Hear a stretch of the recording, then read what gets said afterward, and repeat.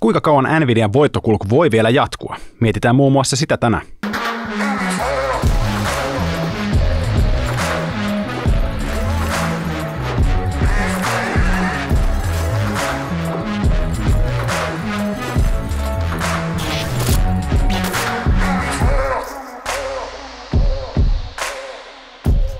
Tervetuloa taas Traders Clubin pariin. Täällä Jukka ja Tuomas jälleen kerran keskustelee osakemarkkinoista ja siitä, että miten me kaikki voitaisiin tehdä parempia tradeja. Nyt on kuukausi kulunut jenkkivaaleista ja voitaisiin katsoa alkuun, että mitä pörsseissä on nyt käynyt siitä lähtien, kun Trumpista tuli presidentti jenkkeihin. Rajua riskinottoa ja nimenomaan Atlantin toisella puolella, eli Jenkeissä on osakekurssit noussut vahvasti, kasvuyhtiöt on noussut, pienyhtiöt on noussut, mutta ennen kaikkea sitten nämä Bitcoin-liitännäiset kryptot sekä muut siihen liittyvät niin on ollut erittäin vahvassa nousussa. Mitkä taas sitten on laskenut, niin Kiinan osakkeet, eurooppalaiset osakkeet, kansainväliset osakkeet sekä sitten volatiliteetti on tullut selkeästi myös alaspäin viimeisen kuukauden aikana. No lähdetään tästä sitten graafille katsoa, että mitä sinne pörsseihin kuuluu tällä hetkellä. SP500 päiväkynttilät, ja tässä ollaan nyt jo pari viikkoa nakuteltu pikkuhiljaa ylöspäin, niin kuin tuossa äskeisellä slaidilla olikin puhetta, että volatiliteetti on laskenut, niin tämä on ollut just tämmöistä pientä, tylsää nakuttamista kohti koillista. Kuten yleensä nousutrendeissä tapahtuu. Viime viikolla oli pikkasen hiljaisempi pörssiviikko myös sen takia, että Jenkeissä juhlittiin kiitospäivää, silloin oli pyhäpäivä, Black Friday, puolikas päivä. Nyt vielä eilen juhlittiin Cyber Mondayta ja nyt päästään sitten normaaliin päiväjärjestykseen sen jälkeen. Ja tässä ei tosiaankaan ole enää montaa niin kuin isoa täyttä pörssiviikkoa jäljellä tätä vuotta. Et jos miettii, että nyt ollaan joulukuun puolella, niin periaatteessa nämä 3 ensimmäistä viikkoa on täysiä viikkoja ja sen jälkeen joulu periaatteessa on keskellä siinä viikkoa. Eli se on varmaan kokonaisuudessaan hyvin hiljainen viikko ja sen jälkeen onkin sitten jo uusi vuosi taas viikonlopun jälkeen. Eli periaatteessa 3 viikkoa enää niin kuin peliaikaa tässä ja varmaankin jos isoja liikkeitä ollaan näkemässä, niin tulee näkymään sitten näiden 3 viikon aikana. Ja ehkä se, mikä nyt on mahdollistanut tämän liikkeen ylöspäin tuolla indeksien puolella, on nimenomaan se, että korot ei enää vaalien jälkeen jatkanut nousua. Eli tuossa näkee ton ison liikkeen vaalipäivänä vielä ylöspäin. Sen jälkeen käytiin vielä koputtelemassa tuossa lähellä sitä 4,5 maagista rajaa ja sen jälkeen ollaan käännytty alaspäin. Niin kuin vähän ounasteltiinkin, että korot ei tule nousemaan enää, vaan kääntyy pikkuhiljaa alaspäin. Ja keskuspankit kuitenkin on laskemassa edelleen korkoja ja se osittain vetää myös näitä pidempiä korkoja sitten alaspäin. Ja se sitten taas toisaalta auttaa näitä indeksejä. Eli etenkin ehkä toi pienemmät yhtiöt tykkää sitten laskevista koroista. Russell on ollut niin kuin prosentuaalisesti vaalien jälkeen kaikista vahvin näistä. Ja nyt oikeastaan, jos katsoo tätä vaalien jälkeen nähtyä isoa liikettä, jonka jälkeen saatiin tämmöinen hyvin vahva pullback alaspäin, niin nyt sen jälkeen, kun saatiin aika hyviä ostopaineen kynttilöitä tänne 20 ja 50 väliin, ja sieltä ollaan noustu taas uusiin huippuihin, ja tehty tosiaankin myös all time high nyt Russellin puolella, niin tämä viimeisin konsolidaatiokuvio tässä on paljon kivemman näköinen taas, jos miettii niin kuin tähän aikaisempaan pullbackin verrattuna, niin se, että mennään tässä sivuttain, niin ikään kuin odotetaan vaan sitä seuraavaa liikettä ylöspäin, ja niin kuin paljon todennäköisempää, että saadaan se tämmöisen niin kuin rauhallisen pullbackin tai konsolidaation jälkeen kuin tämmöisen niin kuin erittäin vahvan pullbackin tai korjausliikkeen jälkeen. Eli kaikki on vähän tämmöisessä niin kuin rallimoodissa kohti sitä joulua ja joulupukkirallia. Jopa, vaikka äsken sanottiin tuossa, että kansainväliset osakkeet on pärjännyt pikkasen heikosti, niin Saksassakin DAXi eilen uuteen kaikkien aikojen huippuun. Eli Saksassa kuitenkin pörssin veto näyttää suhteellisen vahvalta, kun taas sitten Suomessa edelleenkin aika heikon näköistä ja täällä koitetaan kammeta taas täältä laskevasta trendistä pikkasen nousevampaan trendiin. Silloin viime viikolla kommentoitiin näitä ihan positiivisen näköisiä kynttilöitä. Saatiin vielä 3 tämmöinen ostopainekynttilä tänne samoille tasoille ja monta häntää nyt ollaan kapumassa yli 20 täällä. Eli katsotaan nyt, että mitä tässä, saadaanko vielä niitä veromyyntejä tänne Helsingin puolella tässä viimeisten viikkojen aikana, mutta mahdollisesti ehkä ainakin sitten tammikuun alusta niin Helsingin pörssilläkin voisi olla parempia mahdollisuuksia sitten kiivetä, kun veromyynnitkin on ohi. Positiivinen ensi vuosi Helsingin pörssiin kuulostaa kyllä omankin korvaan sillä lailla loogiselta, että koska nyt kun Trump on valittu presidentiksi, niin kaikki, jotka oli Suomi-treidissä mukana, mutta ei halunneet enää olla sitten Trumpin takia siinä mukana, he on myyneet. Ja nyt jos tulee veromyyntejä, niin ne kun on tehty, niin periaatteessa myyjät alkaa loppumaan Helsingin pörssistä siinä vaiheessa, kun ollaan uuden vuoden puolella. Eli siinä mielessä latu olisi vähän niin kuin auki sitten tuolla vuonna 2025. Kyllä, ja jopa täältä niin kuin Helsingin pörssin risukasasta ja heikoimmin pärjänneistä yhtiöistä niin alkaa ehkä kuulua pikkasen niin kuin parempia merkkejä. Ja nyt kun meillä kuukausi vaihtui tuossa viime jakson kuvaamisen jälkeen, niin voidaan katsoa myös kuukausigraafeja, että miltä se edellinen kuukausigraafi näyttää. Meillä on täällä Neste, joka on näistä large cap-yhtiöistä kaikista eniten tänä vuonna laskenut. Sinne on piirtynyt tämmöinen aika kivan näköinen ostopaineista kertova kynttilä. Ja tässä on tosiaankin taustalla nyt 4 vuotta laskua ja saatiin tämmöinen hyvä kynttilä, niin tämä voisi kertoa siitä, että tämä Nestekin olisi pikkuhiljaa kääntymässä. Et me jossain vaiheessa keväällä, kun tehtiin fundamenttijaksoja, niin kommentoin Nestettä esimerkkinä siinä, että laskutrendissä olevaa osaketta ei välttämättä kannata ostaa, niin kun saadaan jonkunlaisia merkkejä siitä, että tässä olisi nähtävissä käännöstä. Ja nyt on periaatteessa niin kuin ensimmäisiä merkkejä myös täällä graafien puolella siitä käännöksestä. Toki ne näkyy vähän selvemmin tuolla päivägraafilla, jossa se käännös on tapahtunut sitten kuitenkin tuossa jo noin kuukausi sitten. Että täälläkin oli justiinsa periaatteessa se sama, että meillä on pitkä laskutrendi taustalla, vahva momentum alaspäin, huonoja uutisia tulee koko ajan, uusiutuvat ei ole ollut tänä vuonna muodissa, Trump on erittäin huono uusiutuville, sitten vielä vähän tulosvaroitusta siihen päälle ja ikään kuin kaikki huonot uutiset saatiin niin kuin siihen samaan hetkeen ja ehkä semmoinen niin kuin ylimyyty tilanne ja sitten se arvostus on venynyt jo liikaakin tuohon toiseen suuntaan, niin mahdollisesti voisi näin niin kuin ajatellaan, että toi marraskuun pohja voisi pitää. Toki tässä joulukuussa voidaan saada vielä jonkinlaisia veromyyntejä, mutta ehkä sitten tämäkin Neste voisi olla hyvä siihen niin kuin viimeistään tammikuun treidiin sitten. Eli jonkunnäköistä ostopainetta alkaa näkymään sieltä graafienkin puolelta. Ja toinen osake, missä myös on vähän samanlainen ostopaineesta kertova kynttilä piirtynyt tuonne graafeille, on tämä SmartEye, josta jossain vaiheessa syksyllä oli puhetta. Niin täälläkin tämä marraskuun kuukausikynttilä on aika hyvän näköinen ostopaineesta kertova kynttilä ja tässä olisi kanssa niin kuin potentiaalia ehkä veromyyntien jälkeen jonkunlaiseen pomppuun. Ja tässä vaan nämä 2 yhtiöä esimerkkinä siitä, että aina kun kuukausi päättyy, niin kannattaa käydä se oma osakelistaus läpi ja katsoa ne kuukausikynttilät, koska sieltä voi aina paljastua ihan mielenkiintoisia kynttilöitä ja kynttiläkuvioita, jotka sitten voi kertoa myös pikkasen siitä, että kummat on nyt sitten niskan päällä, ostajat vai myyjät.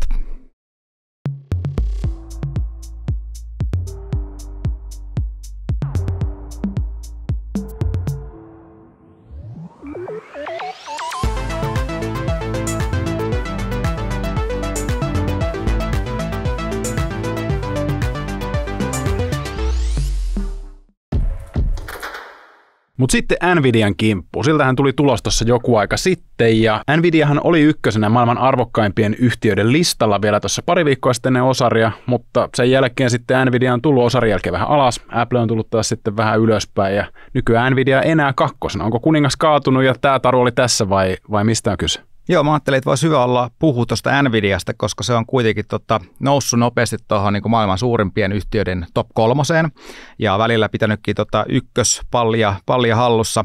Koita ottaa vähän semmoisia näkökulmia, mitä ei ehkä niin kuin joka tuutista tule koko aikaa. Ei käydä niin tarkkaan sitä edellistä osaria läpi, vaan ennemminkin vähän tätä trendiä, mitä tuossa taustalla tapahtunut, koska osarihan oli niin kuin todella hyvä. Se ylitti odotukset.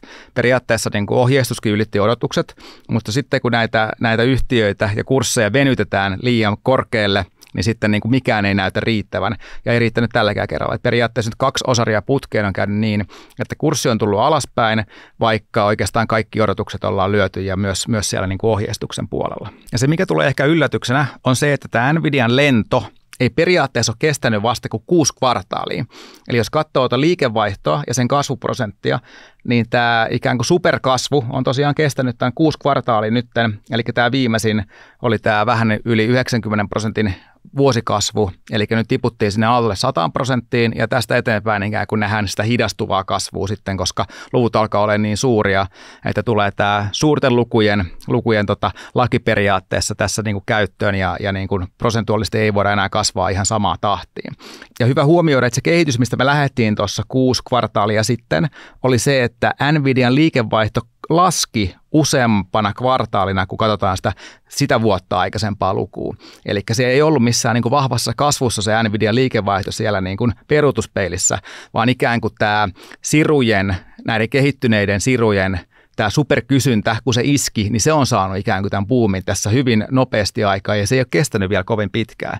Eli periaatteessa tässä me nähdään tämä liikevaihtokehitys absoluuttisesti ja se on ollut niin kuin hyvinkin tasasta tuolla noin ensimmäiset 6 kvartaalia putkea ja nyt nämä viimeiset 6 kvartaalia ollaan nähty tätä niin kuin raketointia, kun pääasiassa noille hoppersiruille ja nyt tästä edellisestä kvartaalista eteenpäin noille Blackwell-siruille on sitten kysyntää. Eli oikeastaan ensimmäinen asia, mikä mun tulee mieleen on se, että onko tässä nyt kuitenkin kyse enemmän siitä, että meillä on tämmöinen niin kuin hetkellinen niin kuin superkysyntä, joka nostaa osittain väliaikaisesti sitä Nvidian kysyntää näin korkealle tasolle. Osittain myös, niin kuin tiedetään, niin marginaalihan on parantunut sieltä niin kuin aikaisemmista kvartaaleista selkeästi. Eli nyt pystytään niin kuin pyytämään kovempaa hintaa, koska tarjontaa ei ole niin paljon kuin kysyntää. Eli ollaan niin kuin osittain tämmöisessä vähän samantyyppisessä tilanteessa kuin mikä me nähtiin silloin korona-aikana monessa yhtiössä. Oli sitten Harviaa tai jotain muuta, missä me nähtiin niin kuin semmoinen superboomi, marginaalit nousi, kysyntä nousi, mutta sitten jossain vaiheessa se kuitenkin niin osittain lässähti. No mä en usko, että se niin tulee Nvidian kohdalla samalla tavalla lässähtämään, mutta se saattaa tulla stabiloitumaan niin paljon ja ne kasvukertoimet lähtee laskemaan, että se osakekurssikin tulee jossain vaiheessa laskemaan. Ja tämä ei missään nimessä ole semmoinen asia, missä niin kuin pyrin ennustamaan nyt seuraavien viikkojen tai kuukausien tasollakaan sitä, että Nvidia olisi saavuttanut sen huippunsa, vaan nimenomaan niin kuin herättelemään siitä, että mikä se tulee olemaan se seuraavien vuosien kehitys. Et varmaan niin kuin, se on niin kuin jo varmuudella voi sanoa, että ensi vuonnahan tullaan kasvamaan vielä kovaa. Se kysyntä tulee jatkumaan, kun se on vasta kestänyt tämä viimeiset 6 kvartaalia, niin varmastikin tuon niin kuin seuraavan vuoden aikana vielä kovaa tahtia. Tällä hetkellä ennakoidaan noin 50% liikevaihdon kasvua vuodelle 2025 Nvidian suhteen. Mutta ehkä se kysymysmerkki onkin sitten siitä, että miten vuosi 2026 ja 2027, koska nyt jo moni yhtiö on sanonut, että ne yliinvestoi näihin chippeihin ja osittain ehkä nähdään, että niistä ei olla saatu vielä sellaista hyötyä kuin mitä ne on käytännössä maksanut hankkia. Ja jo ihan pelkästään tätä kuvaa katsomalla, niin eihän tämä nyt varsinaisesti vielä näytä hidastuvalta liikevaihdolta. Että jos miettii, että me ollaan katsottu niitä inflaatiolukuja, missä on aina ollut sitten se joku vertailukausi, mikä saattaa olla sitten tosi kova tai tosi heikko, ja sen takia se muutosprosentti on sitten sen mukainen myös, niin tässä on vähän sama ongelma, että koska nyt katsotaan vuosi taaksepäin, niin siellä onkin jo kovat luvut taustalla, jolloin se voi olla enää 100 pinnan nousu. Mutta jos katsoo just nimenomaan tätä nimellistä kasvua, niin tämähän on aika tasainen tämä kulma, missä ollaan menty koko ajan ylöspäin. Kyllä, se on nimenomaan hyvin tasainen ja oikeastaan niin tämä on tuo sama kuvaaja, mutta noissa valkoisissa bokseissa on se, että kuinka monta miljardia ollaan menty ylöspäin aina siinä liikevaihdossa. Ja niin kuin näkyy, että vaikka tämä on ollut niin kuin tosi vahva, niin kuin tuosta äsken nähtiin, kun se lähti sieltä jopa niin kuin laskevasta liikevaihdosta, niin se on ollut aina toi 4-5 miljardia per kvartaali, mitä ollaan saatu kasvatettuista liikevaihtoa, mikä myös tarkoittaa sitä, että se niin kuin prosentuaalisesti tulee aika nopeasti hidastumaan se kasvu. Nyt kun se absoluuttinen kasvu on käytännössä niin kuin tullut sieltä noin 10 miljardista kohta 40 miljardiin, niin se kasvu tosiaan nopeasti hidastuu, jos saadaan enää vaan 4-5 miljardia aina lisämyyntiä per kvartaali. Toki se on hieno suoritus, mutta sitten täytyy kysyä, että niin kuin, mitä se Nvidian arvostus vaatii, kun aletaan miettimään sitä ikään kuin käänteisesti, että mitä sinne on nyt hinnoiteltu jo sisään, minkä tyyppistä kasvua. Ja yleensä kun puhutaan siitä kasvusta, niin puhutaan niistä prosenteista, ei niistä absoluuttisista luvuista. Mutta silloin kun mennään niin kuin tuommoisen absoluuttisen arvostukseen, missä puhutaan yli 3,000 miljardin dollarin arvostuksesta, niin myös niiden absoluuttisten kasvulukujen täytyy olla ihan äärettömän kovia. Ja just sen takia mä nostan sitä argumenttia, minkä moni on tehnyt vaikka Nvidiankin suhteen, että katsokaa nyt Nvidian vaikka forward PE-lukua, että se on oikeastaan samalla tasolla, missä se on ollut tässä viime vuosien aikana tai jopa alempana. Mutta kuten äsken käytiin läpi, niin tämä kasvuhan on tapahtunut viimeisen 6 kvartaalin aikana ja ikään kuin sitä aikaisemmat PE-luvut on ehkä niin kuin heijastellut sitä tulevaa kasvua, vaikka ne onkin täysin aliarvioinut sen, niin sinne on niin kuin hinnoiteltu semmoista niin kuin lähes maagisen kovaa kasvua. Ja nyt periaatteessa vieläkin tässä niin kuin 35 forward PE:ssä hinnoitellaan sitä aika maagisen kovaa absoluuttista kasvua. Ja mitä suuremmaksi nämä liikevaihtoluvut kasvaa, niistä suurempia niiden absoluuttisten kasvu dollarimäärien pitää kuitenkin olla. Eli on täysin eri asia kuin jos Nvidian PE oli ehkä samalla tasolla tai pikkasen korkeammalla silloin, kun se markkina-arvo oli 200 miljardia tai 500 miljardia, kun nyt kun se markkina-arvo on selkeästi päälle 3000 miljardia. Nvidia on saavuttanut semmoisen jännän jumala-aseman tässä koko niin kuin AI-infrastruktuuriskenessä. Mistä se niin kuin johtuu, koska Nvidiahan ei ole ainut tekijä sillä alalla? Kyllä, ja periaatteessa se on yksi asia, mitä voi hieman niin kuin kyseenalaistaa myös tässä niin kuin arvostuksen kannalta ja myös niin kuin katsoa tulevaisuuteen. Eli jos lähtee purkamaan siitä kautta, että tunnistetaan niin kuin näitä eri tekijöitä tässä arvoketjussa ja lähdetään tuolta NVIDIasta liikenteeseen. Eli mitä NVIDIA käytännössä tekee, niin NVIDIA yksinkertaistaen suunnittelee niitä siruja. NVIDIA ei itse valmista niitä, vaan niitä valmistaa sitten TSMC, eli Taiwanissa valmistetaan ne. Ja käytännössä voisi sanoa näin, että ilman TSMCtä ei olisi NVIDIaa, koska niin kuin vaikka jos katsoo uusinta Blackwell-arkkitehtuuria, siihen kuuluu itse asiassa 7 erilaista chippiä ja TSMC valmistaa ne kaikki. Ja TSMC on kaikista kehittynein näistä valmistajista ja myös niin kuin suurin skaalalta, eli niin kuin ilman sitä TSMCn osaamista tai skaalaa NVIDIA olisi ikinä pystynyt niin kuin tekemään tätä hyppyä siinä omassa tuotannossaan, mikä tässä viimeisen 6 kvartaalin aikana on tapahtunut. Eli periaatteessa niin kuin NVIDIA voi kiittää täysin niin kuin TSMCtä siitä. Toki ovat suunnitelleet näin kehittyneet chipit itse, siitä ei voi ottaa niin kuin kunniaa pois, ja se on niin kuin NVIDIan ansiota, mutta periaatteessa se niin kuin menestyminen makaa siellä. Ja sitten periaatteessa vielä, kun mennään arvoketjua pidemmälle, niin kun taas valmistaa esimerkiksi niin kuin nämä kaikista kehittyneimmät laitteet, joita osittain käytetään siinä chippivalmistuksessa, niin mennään sitten Hollantiin, eli tuonne ASMLään, jolla taas on täys monopoli noihin EUV-litografia-laitteisiin, joilla noita kaikista edistyneimpiä, kaikista pienimpiä ja kaikista tehokkaimpia chippejä valmistetaan. Eli ilman ASMLää ei myöskään olisi, ei TSMC-valmistustapoja, mutta ei myöskään näitä NVIDIan siruja. Eli käytännössä siellä on niin kuin monta tämmöistä yhtiöä, jolla on niin kuin ikään kuin monopoli siellä taustalla, mutta silti niin kuin NVIDIA näiden asiakkaana tuntuu vievän niin kuin suuren osan sitä kakusta joka tapauksessa. Ja tämä on ehkä pikkasen muutenkin jo muuttumassa, että olen nähnyt semmoisia uutisia, että esimerkiksi TSMC vaatii suurempia katteita tuosta valmistuksesta, ja se varmastikin on ihan oikeutettua, koska tämä nimenomaan menee tällä tavalla toi arvoketju, että NVIDIA ei pysty suoraan hajauttamaan sitä monelle eri valmistajalle, vaan ne on oikeastaan tällä hetkellä ainakin täysin riippuvaisia tuosta TSMCn valmistuksesta. No jos miettii tätä koko ketjua, ja siellä on ensin tämä taso, joka valmistaa niitä laitteita näille sirujen valmistajille, joka sitten taas myy eteenpäin niitä näille sirujen suunnittelijoille, joka myy sitten loppuasiakkaalle sen itse tuotteen, niin tässähän niin kuin suurimmaksi maksajaksi joutuu sitten tämä loppuasiakas, niin onko tällä hetkellä vörttiä tämmöisenä loppuasiakkaana ostaa näitä helkkarin kalliita siruja, että pystytäänkö niitä jollain tapaa monetisoimaan sitten niin kuin oikeasti käytännössä? Ja tämä on se toinen mielenkiintoinen suunta tuosta niin kuin NVIDIan näkökulmasta tuossa arvoketjussa. Ja nyt myydään sitten niin kuin loppuasiakkaalle noita tuotteita, joita ainakaan tähän päivään mennessä ei olla pystytty monetisoimaan sillä tavalla, että ne olisi tuottanut vielä ikään kuin hankintahintaansa takaisin. Ja nyt tullaan myös siihen kysymykseen, että koska nyt NVIDIA on siirtynyt tähän 1 vuoden sykliin näissä siruissa, eli joka vuosi tulee uusi tehokkaampi siru, ja jos haluaa pysyä siinä niin kuin kehityksen aallonharjalla, niin joka vuosi pitää hankkia se uusi siru, mikä tarkoittaa toisin sanottuna sitä, että sen takaisinmaksuaika on yleensä hyvin lyhyt, ja kun ne on niin kalliita, ja tällä hetkellä ne ei tuota vielä itseään käytännössä takaisin ainakaan lyhyessä ajassa, niin nämä on huonoja investointeja. Eli toisin sanottuna NVIDIA on myynyt todella kalliita tuotteita todella isolla marginaalilla ja katteella asiakkaille, jotka ei oikein vielä tiedä, kuinka ne niitä käyttää. Ja toki tästä löytyy esimerkkejä, vaikka Meta tai Amazon, jotka selkeästi pystyy tekemään jonkunlaista liikevaihtoa niillä, mutta kun katsoo tätä kokonaisuutta, että jos NVIDIA myy tänä vuonna 120 miljardilla, ensi vuonna 200 miljardilla noita tuotteita, niin se niiden ostajien ei pelkästään liikevaihto, mutta ei varsinkaan se tulos tule olemaan 200 miljardia niistä tuotteista, mitä ollaan hankittu.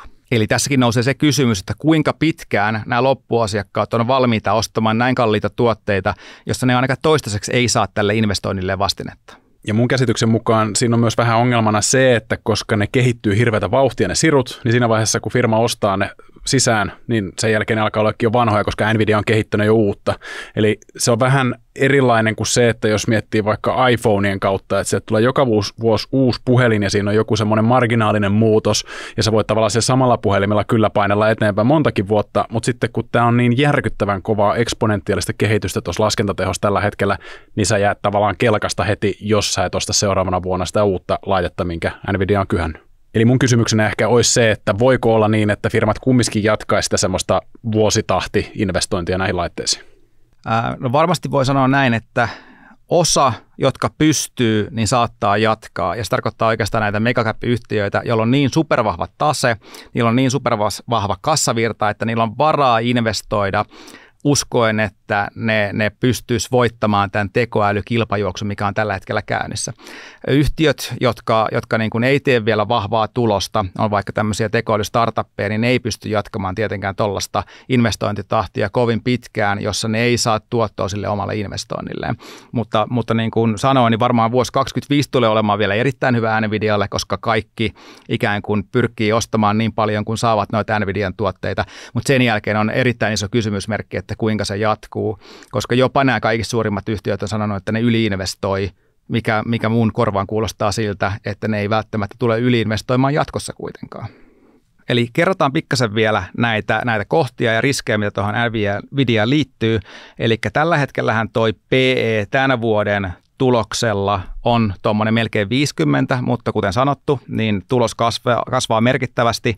Liikevaihto on 50% ensi vuonna. Se tuo sen PE:n forwardina alas, eli noin 35, mikä on ihan ok, mutta kuitenkin kun se markkina-arvo on noin kova, niin se käänteisen arvonmäärityksen kautta hinnoittelee ihan jäätävää kasvua edelleenkin tulevaisuuteen tuosta eteenpäin. Ja tässä on tosiaankin näitä erilaisia riskejä, mitä tuotiin äsken läpi. Eli yksi oli tämä asema arvoketjussa, eli pystyykö Nvidia näiden muidenkin monopolien seassa velottamaan samanlaisia katteita enää. Toisaalta arvoketjussa alaspäin, toisaalta arvoketjussa ylöspäin. No sitten on tämä nykytilanne, eli ehkä niin kuin kysyntä ja tarjonta epäbalanssi, koska tällä hetkellä on vaan niin kova kysyntä noille tuotteille, niistä voi pyytää melkein mitä vaan. Ja niin kuin oletus itselläni on ainakin se, että katteet tulee selkeästi laskemaan tulevaisuudessa, kun tämä niin kuin ylikova kysyntä alkaa pikkuhiljaa hiipumaan ja mahdollisesti jotain kilpaileviakin tuotteita alkaa tulemaan markkinoille. Ja laskevat katteethan tarkoittaa sitä, että jotta saataisiin se tulos pysymään samassa kasvusuhdassa, niin se liikevaihdon pitäisi entisestään vaan ottaa niin kuin lisää kasvukertoimia. Ja tässä tulee kanssa niin kuin se epäsuhta kanssa, että kun todennäköisempää on se, että se liikevaihto alkaa pikkuhiljaa pikkasen sen kasvu hiipumaan ja samaan aikaan, jos katteet alkaa pikkusen hiipumaan, niin se tulos tulee vähän niin kuin tuplavivulla alas siinä vaiheessa. Tai vähintäänkin sen tuloksen kasvukerroin hidastuu silloin selkeästi. Ja sitten erona vaikka niin kuin tässä Nvidian liiketoiminnassa Microsoftiin, joka on toinen näistä megasuurista yhtiöistä, on se, että Nvidian myymät tuotteet on nimenomaan investointihyödykkeitä. Et niin kuin Microsoftiin, jos niin kuin voi verrata, niin ikään kuin ne on softatuotteita, jossa kun käyttäjä tulee tähän Microsoft-piirin asiakkaaksi, niin jollei hän lopeta niiden käyttöään, niin oikeastaan se liikevaihto pysyy samalla tasolla silloin. Ja sitten kun saadaan koko ajan lisää asiakkaita, ehkä lisämyyntiä siellä omassa asiakasporukassa, niin se Microsoftin tulos ja liikevaihto kasvaa. Mutta Nvidialla, jotta tämä liikevaihto edes pysyy samana, niin joka vuosi pitää myydä uusi tämmöinen datakeskus ja uusia näitä chippejä. Eli tässä on aika iso ero siihen, kun jos verrataan tämmöiseen softaliiketoimintaan, kun jos puhutaan tämmöistä ikään kuin investointihyödykkeistä. Ja tässä kohtaa niin kuin on hyvä kanssa niin kuin erottaa se, kun moni puhuu, että Nvidia on softayhtiö, niin Nvidia ei siinä mielessä ole softayhtiö, että niillä niin kuin pyöristää tämä liikevaihto samalla tavalla kuin vaikka Microsoftilla, vaan todellakin pitää myydä sitä rautaa oikeasti. Ja Nvidialla se softaliiketoiminta on ehkä ennemminkin sitä, että sen softan avulla, eli heillä on tämä oma CUDA-ekosysteemi, joka on erittäin niin kuin näiden käyttäjien ja kehittäjien suosiossa, jonka avulla he nimenomaan myy sitä rautaa sitten enemmän, mutta ikään kuin siitä niin kuin suorasta softamyynnistä ei juuri tule tuloja. Et tällä hetkellä se on jotain niin kuin muutaman miljardin luokkaa, mitä Nvidia tekee pelkällä softamyynnillä, eli se ei siinä niin kuin 120 miljardin tänä vuonna tai 200 miljardin liikevaihdossa vielä juurikaan tunnu se varsinainen softamyynti, eli Nvidia ei siinä mielessä ei ole softayhtiö. No sitten tämä toka pointti oli tämä puolijohdetoimialan syklisyys, eli niin kuin nähtiin siellä aikaisemmin, niin Nvidian liikevaihto on historiassakin laskenut, ja itse asiassa tällä hetkellä, jos katsoo puolijohdealaa yleisemmin, niin siellähän on ollut laskusuhdanne käynnissä, eli siellä on monella yhtiöllä ollut vaikeampaa nyt jonkun aikaa, että tämä tekoälypuoli on vetänyt, mutta puolijohteet muuten on ollut pikkasen niin kuin laskusuhdanteessa. Eli näin voi hyvinkin todennäköisesti tapahtua myös tulevaisuudessa, kun puhutaan seuraavasta 10 vuodesta, niin Nvidian suhteen voidaan jopa niin kuin nähdä laskevaa liikevaihtoa. Eli se on hyvä huomioida. Ja viimeisenä pointtina nimenomaan nämä yliinvestoinnit ja investointien takaisinmaksu ja tämä Nvidian kiihtyvä tuotelanseeraussykli. Aikaisemminhan se oli 2 vuotta ja nyt se tosiaankin ikään kuin tämän Blackwellin myötä aloitetaan tämmöinen 1 vuoden sykli tässä ja se ikään kuin myös asiakkaiden suuntaan tekee tästä niin kuin haastavamman tästä investointilaskelmasta, koska niiden tuotteiden ikään kuin elinkaari ja takaisinmaksuaika ei ole yhtä pitkä kuin aikaisemmin. Onpa hyvä, että katsottiin vähän tämmöistä keskipitkää ja pitkää aikaväliä tämän Nvidian suhteen, koska sehän on siis tällä hetkellä Nordnetissa omistetuin jenkkilappu. Mutta nämä kaikki asiat huomioon ottaen, mitä sä tässä nostit, niin koetko sä, että Nvidialla ei olisi välttämättä edes mahista olla top 5 firmojen joukossa markkina-arvolla mitattuna nyt tässä niin kuin sanotaan vaikka muutaman vuoden päästä? Sanotaan näin, että Nvidia voi hyvin olla edelleenkin niin kuin markkina-arvolla mitattuna siellä top-yhtiöiden joukossa, mutta enemmän mun kysymys on ehkä se, että kuinka paljon suuremmaksi se voi vielä kasvaa tästä nykyisestä. Et jos miettii noin niin kuin normaalia osakemarkkinoiden tuottoa, niin osakemarkkinat tuottaa niin, että ne 7 vuodessa keskimäärin tuplaantuu. Onko Nvidiassa niin kuin se tuplaantumisvara tässä 7 vuodessa vielä ehkä just, mutta aika monta riskiä tuossa niin kuin käytiin läpi, niin on tässä pidemmällä aikavälillä kuitenkin. Että niin kuin, ottaisinko ennemmin SP500-indeksiä vai Nvidia tässä vaiheessa salkkuun, niin mä ottaisin enemmän indeksiä. Ja ehkä niin kuin nimenomaan, että jos mä uskon taas tuohon tekoälypuoleen, niin mä alkaisin pyrkii etsimään niitä voittajia sieltä niistä Nvidian loppuasiakkaista, koska kuten sanottu, niin ne voittajat ei ole vielä selvillä. Mutta Nvidiaa niin kuin hinnoitellaan kuin tämä tekoäly tulisi luomaan niitä voittajia hirveän määrän. Eli niin kuin mikä vaan risahdus tässä tekoälyn suhteen, niin voi sitten aiheuttaa isompiakin korjausliikkeitä Nvidian suhteen. Ja se voi taas tarkoittaa sitten osakekannalta sitä, että jos tehdään niin kuin iso lasku, niin siinä voi mennä 2 vuotta, että se kurotaan takaisin umpeen, eli tullaan niin kuin niille tasoille, mistä se lasku ikinä lähteekään. En sano, että se nimenomaan on juuri nyt lähdössä, mutta jossain vaiheessa varmaan se isompikin korjaus nähdään. Tähän mennessähän tämä on ollut tämmöistä voittokulkua, että tulee pelkästään hyviä uutisia. Ja nyt niin kuin äsken puhuttiin, niin nämä viimeiset 2 osavuosikatsausta, vaikka on tullut pelkkiä hyviä uutisia, niin enää niihin osakekurssi ei nouse. Niin sekin alkaa jotain kertomaan siitä, että se alkaa olla aika venytetty, että kun yhtiö ei nouse enää hyvinkään uutisiin. Mutta sitten jos taas tätä graafia katsoo ja nimenomaan miettii sitä lyhyttä aikaväliä, sanotaan vaikka loppuvuotta, eli enää kuukausi tätä vuotta jäljellä, niin tämä graafi näyttää vielä suhteellisen positiiviselta. Ollaan edelleen tuossa ATH:n tuntumassa kumminkin ja ollaan liukuvien keskiarvojen päällä ja kaikki merkit tällä hetkellä ainakin viittaa siihen, että pörssissä Jenkeissä nimenomaan rallateltaisiin ylöspäin loppuvuodestakin. Joo, ei tämä lyhyellä aikavälillä ole missään nimessä huonon näköinen ja riippuen tilanteesta, missä silloin ollaan, mutta saatan hyvin ostaa niin kuin lyhyen aikavälin treidiksi sitten, kun tullaan seuraavan kerran vaikka tuohon nousevalle 200 liukuvalle keskiarvolle näin vahvassa suojatussa osakkeessa, jossa ei ole osuttu nyt varmaan 2 vuoteen tuohon 200 liukuvaan keskiarvoon, niin se voi olla hyvä treidipaikka sitten taas niin kuin lyhyen aikavälin näkökulmasta. Mutta tuossa oli niin kuin ajatuksia myös näille niin kuin pidemmän aikavälin Nvidia-holdereille ja ehkä niin kuin hyvä niin kuin miettiä sieltä niiden mahdollisuuksien, mutta myös näiden riskien kautta sitä omaa sijoitusta. Mutta ennen kuin käydään kurkkaa meidän salkkuja, niin katsotaan vielä tämä markkinanäkemyslaidi. Täällä ei näköjään ole mitään muutoksia tullut, mutta nyt tänä perjantaina 6. joulukuuta, eli itsenäisyyspäivänä, niin saadaan Jenkeistä työllisyystilastoja. Ja se nyt on ainakin tässä viime aikoina heiluttanut markkinaa. Luuletko, että sieltä tulee tällä hetkellä tai tänä perjantaina jotain yllättävää? No, tässä on se pieni ongelma tällä kertaa näissä työllisyystilastoissa, että jos muistat viime kerran, niin siellä oli näistä hurrikaaneista ja lakoista johtuen saatiin semmoinen aika vääristynyt numero, joka luultavasti tarkoittaa sitä, että nyt saadaan sitten ikään kuin toiseen suuntaan vääristynyt numero, eli tämäkin on vähän semmoinen niin kuin siinä mielessä non-event, koska tämä ei ole niin kuin ihan varsinaisesti täydellisesti kuvaa sitten välttämättä sitä niin kuin edellisen kuukauden kehitystä, vaan siellä on se taustalla näkyvä niin kuin lovi, mikä siellä työmarkkinoilla tuli näistä niin kuin aiemmin mainitusta asioista johtuen. Niin sen takia se ei välttämättä heiluta ihan niin paljon markkinaa tällä kertaa. Katsotaan, minkälainen luku sieltä tulee. Tietysti jos se on tosi paljon yli- tai aliennusteiden, niin se voi jonkun verran heiluttaa. Taisi olla 200 000, mitä odotettiin nyt tällä kertaa, kun viimeksi oli aika lähellä nollaa nimenomaan johtuen siitä, että oli lakkoja ja pikkasen hurrikaaneja ja useampiakin kappaleita tuolla Jenkeissä. Ja ensi viikolla saadaan sitten taas CP-inflaation lukuja ja EKP kokoustaakin. Ja sitten sillä viimeisellä viikolla ennen joulua on Fedin kokous, jossa odotuksissa on ainakin tällä hetkellä toi yksi pieni koronlasku vielä.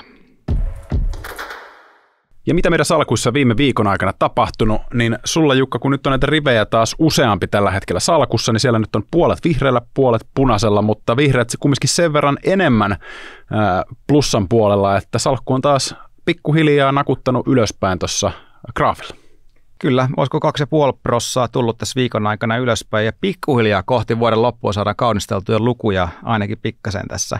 Eli eihän noi rivit ole ollut vasta kuin muutaman viikon tuolla salkussa, niin on ihan kiva, että tuolla on 3 kappaletta tämmöistä 12-13% tuottoa, eli ihan ok. Valintoja osunut salkkuun toki aina välillä tulee, tai osa tulee noita punaisiakin rivejä, ei siinä, onneksi ne on paljon pienempiä kuin noi vihreät, eli salkku näyttää ihan hyvältä edelleenkin, ja jos uskotaan siihen, että vuoden loppuun mennessä ennemminkin noustaan kuin lasketaan, niin pysytään näiden rivien kyydissä ja katsotaan, että miltä prosentit näyttää sitä vuoden lopussa. Sun salkussa taas on tapahtunut jotain. Mitä siellä on tapahtunut? Joo, mä kaunistelin salkkuu siihen malliin, että myin noita punaisia riviä pois tuolta. Siellä on nyt pelkkää vihreätä tänään jäljellä, eli vihdoin vedin liipasimesta nyt ne kaikki ikään kuin omasta näkökulmasta heikommat uraanilaput pois, niin kuin on aikaisemminkin puhunut, että ihan siis veromyyntien kannalta saa verovähennyksiä, plus sit se, että rupean allokoimaan sitä rahaa johonkin semmoisiin hevosiin, mitkä mä koen, että olisi vahvempia sitten jatkossa. Et edelleen kova uraanipaino siellä on, ja edelleen nämä vahvat suorittajat saa olla salkussa. Ehdin jo vähän allokoimaan niitä rahoja niistä huonoista uraanilapuista lisää tuonne MicroStratегin puolelle.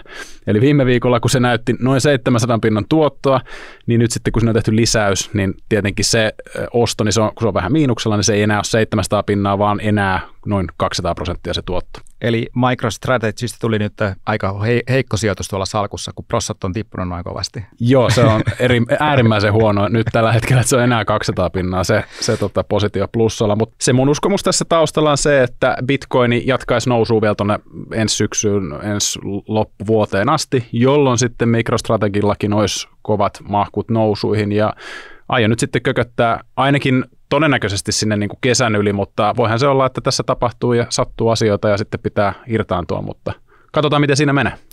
Katsotaan mitä käy. Mä voin ainakin omasta puolestani suositella kaikille katsojille sitä, mitä Tuomas on tehnyt, eli se salkun siivous tälle loppuvuodesta ja nimenomaan saa verovähennyksiä niitä tappiollisia rivejä ja toisaalta pääsee ehkä eroon niistä vähän heikommista sijoituksista, joilla on huono momentum tällä hetkellä ehkä bisneksessä, mutta vähintäänkin osakekurssissa. Voi hypätä vaikka niihin voittaviin oreihin kyytiin ensi vuodelle, ei tarvitse pitää niitä samoja mätisäkkejä siellä salkussa. Jakson alkupuolellahan me puhuttiin niistä Helsingin pörssin veromyynneistä ja mahdollisesti vahvasta alkuvuodesta, niin meillähän on itse asiassa tulossa vieras ensi viikolla, ja nimenomaan puhutaan siitä, että onko Helsingin pörssi vai jenkit tällä hetkellä nyt se kovempi sijoitus, eli ensi viikolla kannattaa totta kai tulla katsoa Traders Clubia. Mutta samat vanhat tutut jälleen kerran tässä jakson lopussa, eli muista pistää peukkua, pistä kanavaa tilaukseen, kommentoi mitä lystäät, ja me nähdään ensi viikolla normaaliin tapaan. Ja toivotaan hyviä treidejä. Moro! Moro! Tässä esitetty ei ole, eikä sitä tule käsittää kehotukseksi merkitä, ostaa tai myydä arvopapereita. Sijoittajan tulee sijoituspäätöksiä tehdessään perustaa päätöksensä omaan arvioonsa sekä ottaa huomioon omat tavoitteensa ja taloudellinen tilanteensa. Rahoitusvälineiden arvo voi nousta tai laskea. On olemassa riski, ettet saa sijoittamiasi varoja takaisin.